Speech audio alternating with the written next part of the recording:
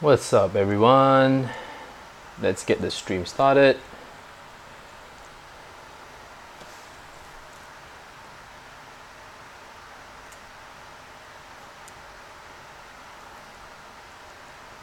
What's up, guys? Hope you all can hear me. Yo, yo, yo. I wonder how this works, man. The stream seems a little bit laggy. Is it laggy, guys? Can you hear me? What's up, Will? Good afternoon, good evening, good morning, Long Island, nice. What's up, JM? What's up, Korean hotshot? Alright, Gadir, Hamza. What's up, Hamza? Alright, so JT3. What's up, bro? Alright, so let's get started. We have a good healthy number to start the stream. So guys, I think usually it would be good that every month every month we're gonna see a different change in terms of the sentiment when it comes to cryptocurrency trading. Now, when we invest or trade in cryptocurrencies, I think a lot of people are still very confused. Like, should I be focusing on US dollars? Should I be focusing on Bitcoin, or at least accumulating satoshis? What do I do? What should I be focusing on, especially? So we have to break it down into a few key points. Firstly, mentality. Second point is knowledge. Third is actual execution. And fourth, we have to decide on what's our denominator or base currency. Then which exchanges do we plan to use? And then sixth, we can discuss into ICO participation. Okay, I'm sure there are definitely more points that I have not entirely listed out, because everything that I do is on the fly. And like I said, guys, if you have enjoyed watching the content in my video, don't forget to give this video a thumbs up, and also remember to share, like, and subscribe. Okay, so now firstly, I think mentality is very, very important. Nobody really addresses this in its entirety. Okay, when we step into this space, try to understand one thing: it is definitely high risk. No one can tell you otherwise, and no one should tell you otherwise. It's a high risk space, and when we come in with that mentality, understanding that the space is high risk, okay, then we can decide for ourselves, do we choose to invest and trade? Now, investing and trading are two different methodologies. Investing is more of understanding what you are buying first, and that should always be the case before even putting your money in. I think that's very, very straightforward. But you know what? A lot of people, surprisingly and shockingly, don't even do that. Okay, they're just too lazy to read through the white papers, try to understand the space. They don't even bother to speak to their friends sometimes in it, and sometimes the friends are obviously more knowledgeable in the space, and they don't even take the time to even understand what they're investing in. So this is extremely dangerous. No one should ever do that. Okay, and no one should listen to one person's opinion and then invest. Seriously, that is a no-no. Don't even take it from me, because sometimes, right, I may see something that you don't, right? So, and when once once I look into something, right, because I have a different investing or trading mentality compared to you, for example. Maybe I'm willing to take a time frame. Let's just look at things. I'm willing to take a time horizon of anywhere from 12 months to 18 months. Okay, on your side, you may say, hey, Ryan is a professional in the space, he understands the space, he's been around a while, I'm just going to follow him. But your time horizon and your risk profile is completely maybe opposite of mine. You are looking at 3 to 6 months timeline, or worse still, you're looking for 1 week to 4 weeks, and it doesn't happen. You have maybe a mortgage to pay.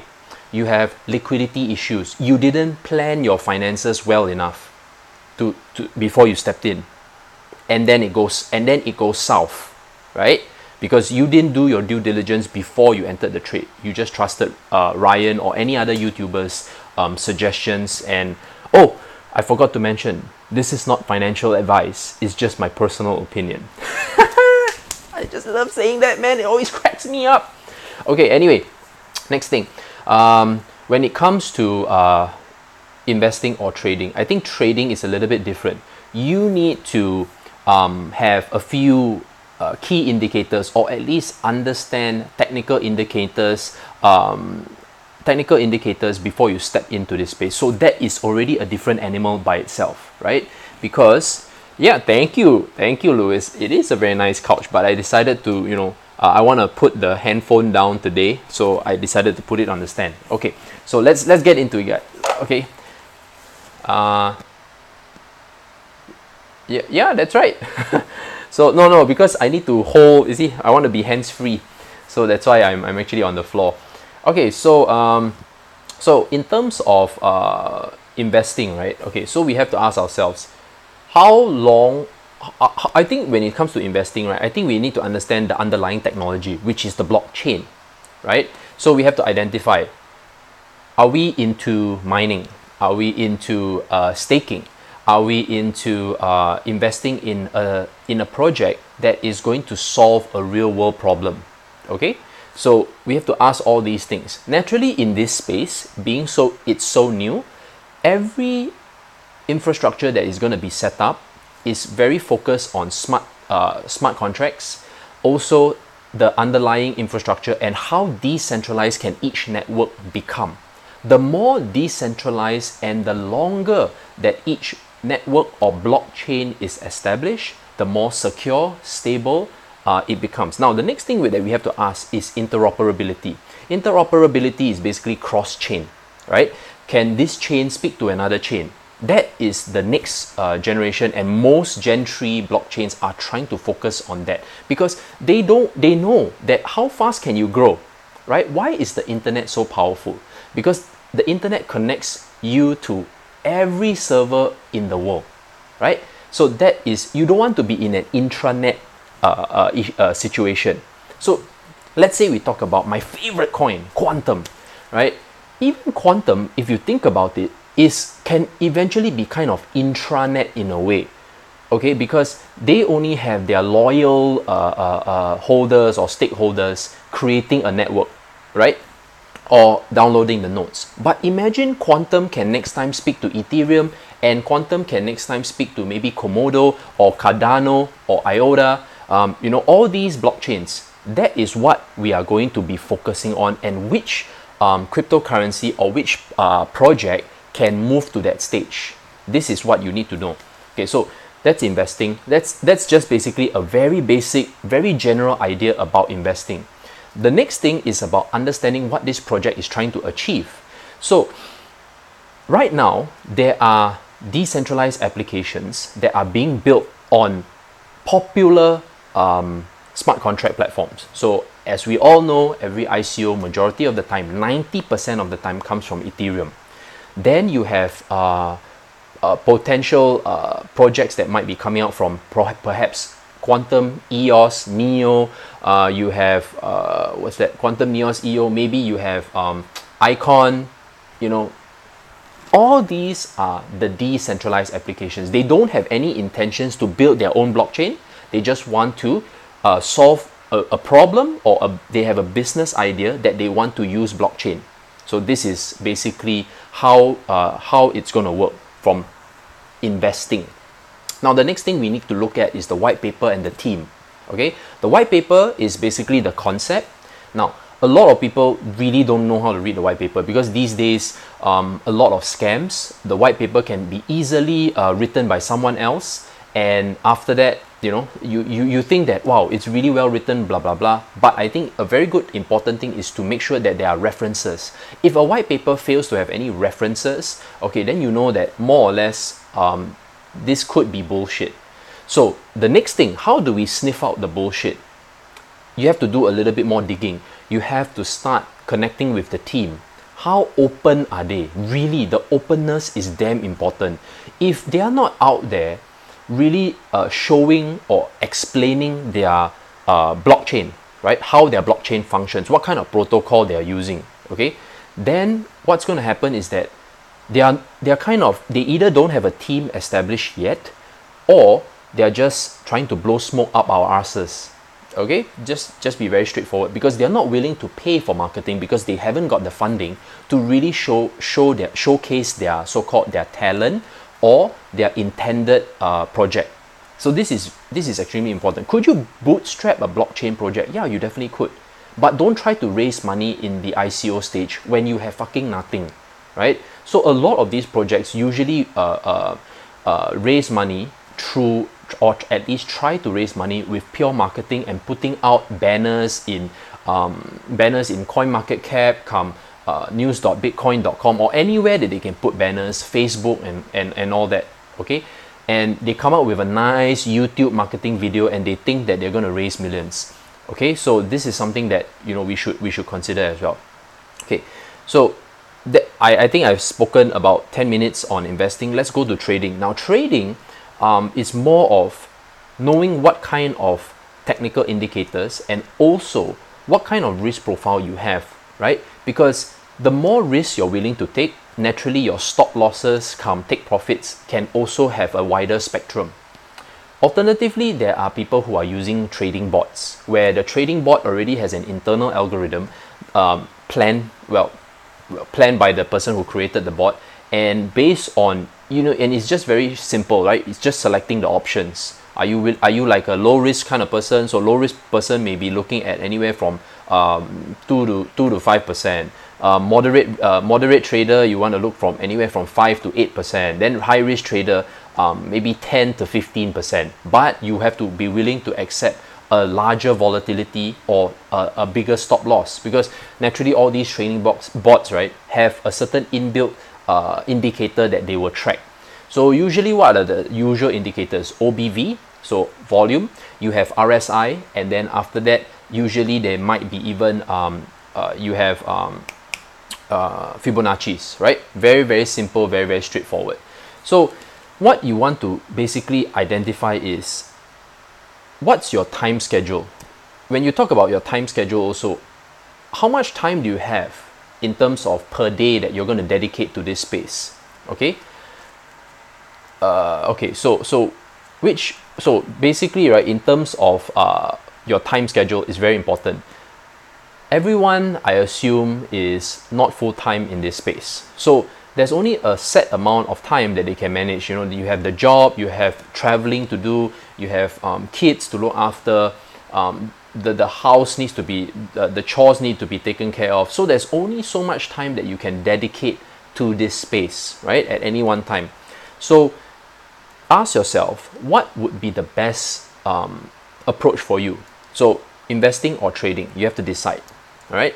Next thing, knowledge. So knowledge is very, very simple. Do I know how to do all the things that were just described? Right. So if you know how to do all those things, okay, then you can proceed down to execution already. Okay. So you have, firstly, I think there's so much things that we can cover under mentality and knowledge. Knowledge, for example, like how much to use per trade, how much in terms of allocation should I put into when I'm creating a portfolio, right? How much stop loss am I willing to accept per trade or whenever I'm investing? What's my time horizon and how much am I willing to lose before I cut that position? Now, in cryptocurrencies, the volatility is very large. Okay, you may say, hey, my maximum loss that I'm willing to accept is 30%. But you know what?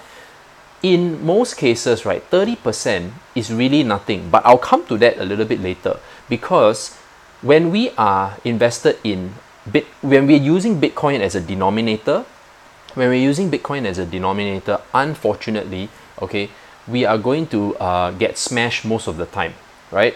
Like if I was, say, invested in quantum, right now I'm down 70% in Satoshis, right? But in terms of US dollar value, practically I've already made money already over and over again. So you see, it's kind of difficult, but we'll come to that a little bit later. So the next thing, like I said, knowledge is very important. Please make sure that you up your knowledge over and over and over again. And whenever and it's very simple, if you execute a trade, which is the third point, without or very little knowledge, right, naturally you lose money. Very straightforward. And also, you have the wrong mentality, you lose money. Okay, so execution is the part where we start testing. Okay, now the next one is deciding whether and of course naturally we want to look at which exchanges. Okay, very simple. Exchanges are let's assume that exchanges are okay. We assume that all exchanges are unlicensed, and we want to basically make a decision on which altcoins that we want to trade. You have your Bitfinex, you have your Bittrex, you had your Binance, you have your KuCoin, and it also depends on what kind of quantum you are investing in. When I say quantum, meaning your trading size, maybe your portfolio is anywhere from 1,000 to 10,000.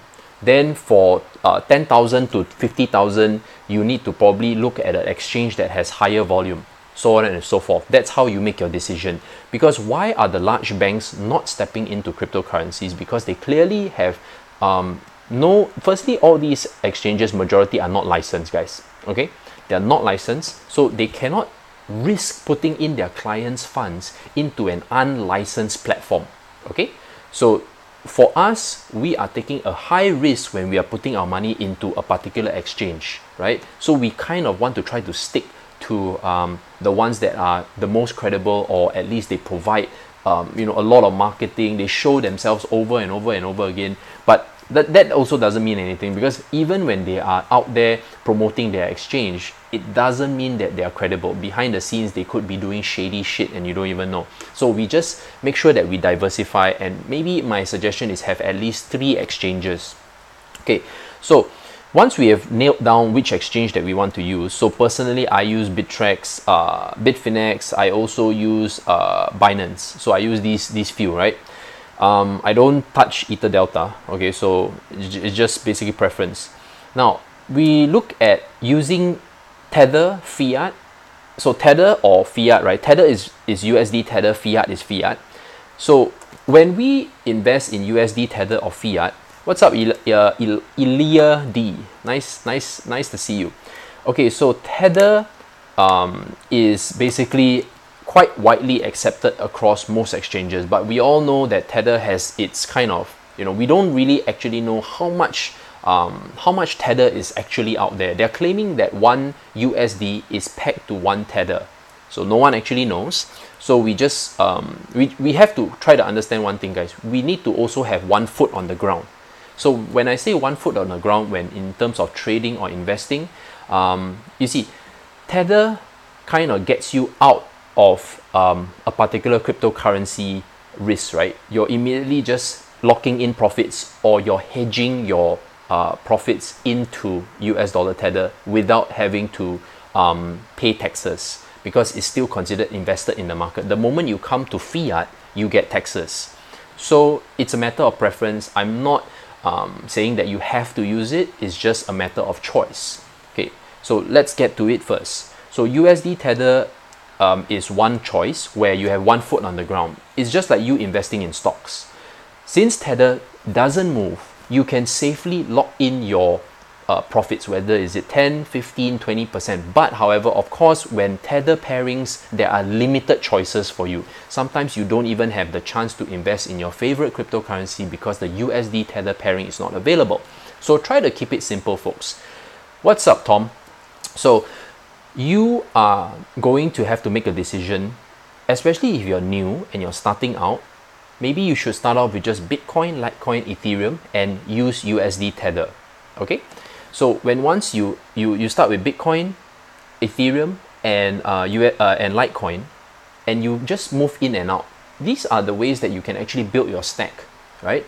You can just test out with just USD Tether just to get a feel. Because why?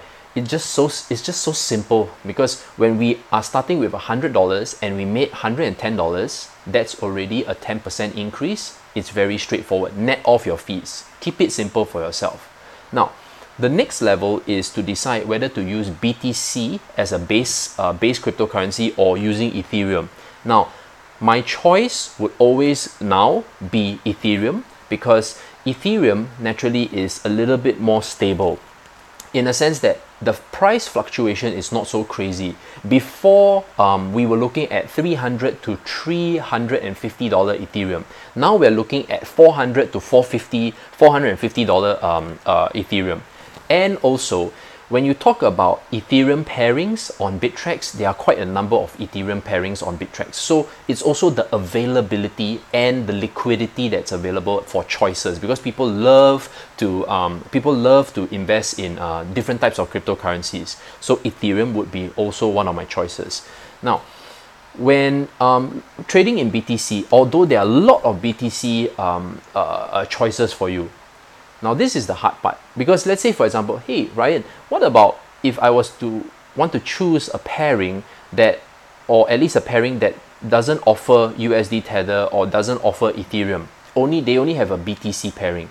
Usually most cases, right, all cryptocurrency pairs have BTC, and they also have Ethereum as well. So you really don't have to worry too much. It's only USD Tether that has a problem, because USD Tether, they will only want to trade the cryptocurrencies that has the most volume, or at least has consistently have the most volume. So for example, from the top of my head, you have OMG, you have OMG, you have what do you call it, Neo, you have Litecoin, you have Bitcoin Cash, you have Bitcoin itself, you have Ethereum. Yeah, so from the top of my head, these are the few that I usually normally trade in and out with my USD Tether, and it's successful, guys. So keep it simple, right? I think the most important thing is keep it simple. Why jump around and confuse yourself? Okay, so this is a very good piece of advice for anyone who is new. Stick to what you know first, and what is the most simple for you to calculate profit and losses. Okay. Okay, next thing, we are looking at building your stack. I think building your stack is very important, but how do we build our stack effectively? When we are invested in BTC or Ethereum, right, we must count in Satoshis already. But when we count in Satoshis, it's very confusing because it's 8 decimal places. So no one counts in 8 decimal places. If you are someone who has invested before, you know the maximum that you count is 2 decimal places. Now this is 8 decimal places. And then you're going to ask yourself, hey, I came from US dollars, I came from euros, I came from Aussie dollars, but why am I, suddenly you have to count in a different type of currency. So it becomes quite confusing. So this is the part where it takes a little bit more experience, and you want to at least have you have to just do it more regularly before you kind of get it into your head. So if you are using BTC or Ethereum, okay, we've already covered Tether, right? Fiat, very straightforward, because that's one foot on the ground. Between BTC and Ethereum, right, if your objective is to accumulate more BTC, then you have to, honestly, I'll be very honest with you, it's very hard to stay invested using BTC. Your stack always drops. So my personal suggestion to accumulate BTC is to consistently buy BTC during dips with fiat. Really, that's the best. Because when you use BTC to trade altcoins, right, and if that altcoin fails to perform in a given timeline, okay, you're not going to be able to achieve your goal, which is to accumulate your BTC. No freaking way. The other alternative is obviously you have some kind of pump, you're in some pump and dump group, you're going to benefit a little bit, but I tell you, when you want to make huge money, you're not going to be it, because the volume, okay, pump and dump groups function in a certain way. They will let family in first. Family can be close friends and family to get in first before you. Don't think that you have an edge when you're in a pump and dump group. Yes, pump and dump group creates a lot of virility. After that, you will go and start sharing in some other Telegram group, and then after that you hope that all this little virility will kind of boost up the price. Okay, so you will be able to track whether there's real serious volume coming into a particular cryptocurrency, or it's just a price manipulation. Because when a cryptocurrency has low volume, 24-hour volume, it's easy to play the game, because you just have to buy up whatever that's available on whichever side to create the price manipulation. So usually most pump and dump groups, it's not the market cap, guys, it's the 24-hour volume. Because when the 24-hour volume drops, that's when it becomes so easy to manipulate. The pump and dump groups that have the largest funds in control, they can manipulate the price, and you will notice, hey, the volume is nothing. Because why there has to be volume? There has to be, like, the bulls and the bears are competing with each other, right? So that's when you know, there's volume. But when it's just shoot straight up, that means someone just bought up everything and coincides with news. This is just the way it is. And if you're new to this space, this is how people manipulate a particular cryptocurrency. It can happen to any cryptocurrency. Okay, so that being said, when you decide between BTC, if you want to build your BTC stash, just use cash straight up. That's the most straightforward and simple. Or you want to so-called time it, then you have to look at calendars. For example, there's some kind of announcement. You're taking an educated bet, right? What are the movers and the catalysts that could potentially move the altcoin against BTC so that you can build up more BTC? Okay, so that also applies to Ethereum pairings as well. But Ethereum, on the other hand, has a little bit more of a consolidated price range where it moves between 393 all the way until 450 to even 470 as of now. So you decide for yourself. But like I said, Ethereum is a little bit more stable, and at least at the end of the day, you're going to be able to kind of even work with Ethereum itself when you decide to take profit, right? Because when you decide to take profit, maybe you took profit when Ethereum was low, right? When Ethereum was low, say 400, but then Ethereum starts moving up to maybe 450. Yay, you got that $50, which is about 9 to 11% capital appreciation compared to if you were to use US dollar Tether. Okay, so that being said, I hope that was quite clear.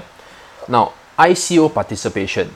ICO participation, on the other hand, is extremely high risk, and I wouldn't advise everyone to participate in an ICO unless they have had some experience before. Because why?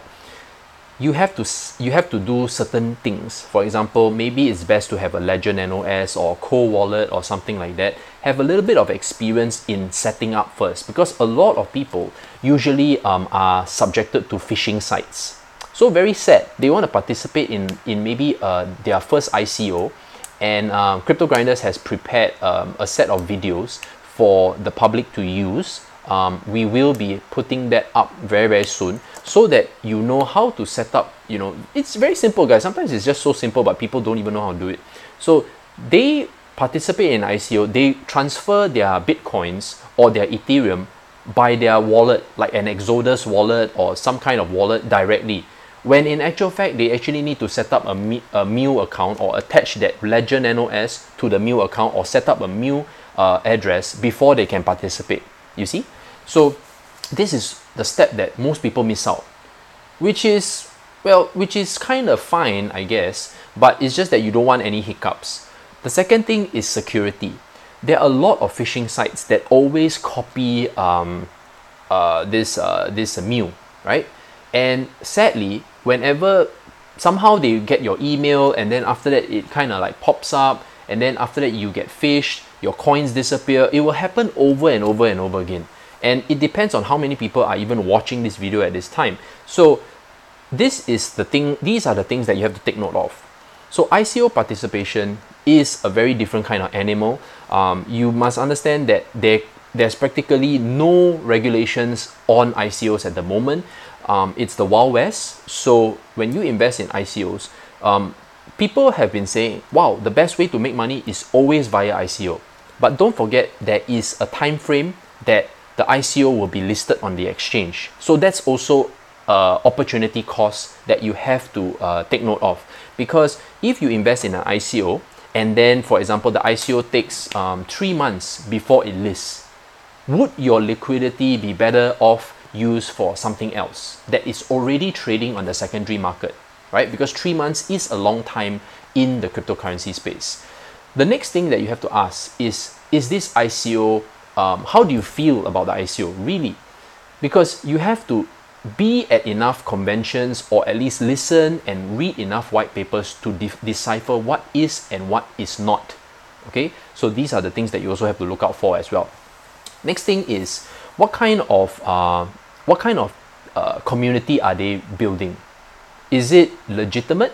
Is it legitimate? Are they building a community, or are they buying followers? Are they buying Telegram followers just to bump up the numbers? Which I have heard quite a number of people buy followers just to bump up the Telegram numbers, and then after that it kind of looks, but then there's only 10% that are chatting. Okay, so this is the kind of things that ICOs are doing to create that false sense of attraction.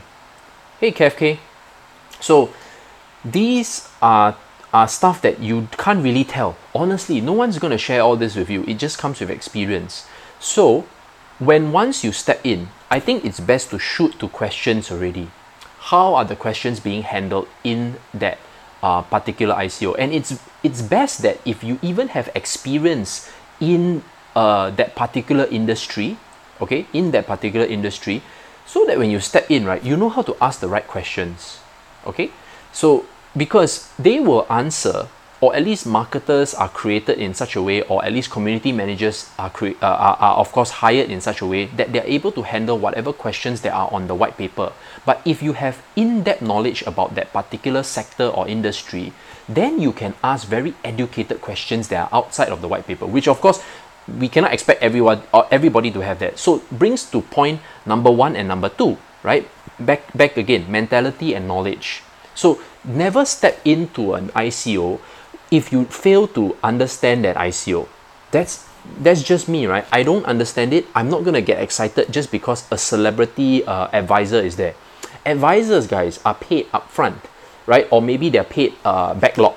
So they don't really have to be there. They're just maybe sometimes even borrowing. They're just lending their face to the project, right? So we have to be very, very careful, because there are certain advisors who want to build up credibility in the space, and whether they are investing in the ICO or not, or whether they are actually providing advisory or they're just a face, is no one knows. You know, it's very hard to tell.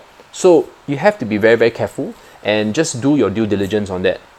So yeah, half an hour, we managed to cover investing and or trading in the ICOs.